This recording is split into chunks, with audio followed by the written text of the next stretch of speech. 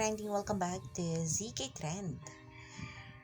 Sa pagpasok nga ni Donnie Pangilinan sa bahay ni Kuya ay grabe na talaga itong fans ng Don Kiss. Nagpa-trend ang mga ito sa X na minumulto ng Don Kiss. Maraming nagsasabi na fans ng Don Kiss na kaya umano pumasok si Donnie sa bahay ni Kuya dahil umano nag-remind ito kay Kisses at sa memories ng kanilang past. Ayon nga dito sa isang fan ng Don Kiss, almost 9 years later, the one who used to just watch PBB to support his favorite housemates ended up becoming her love team, drifted apart, and now he enters the house that reminds him of her and the memories of the past.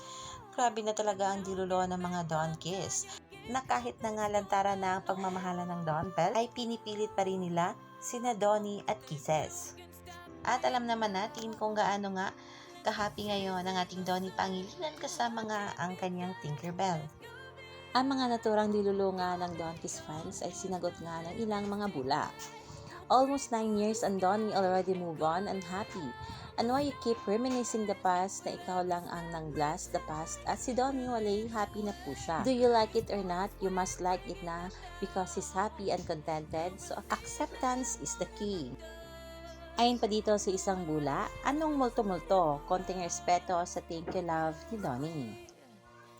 At ayon pa sa isang bula, she is the girl na ipaglalaban ni Donnie if di nasabihan ng I will fight for her, shut up na lang mga, haha kasi nag-run away na mama nyo, #DonBell.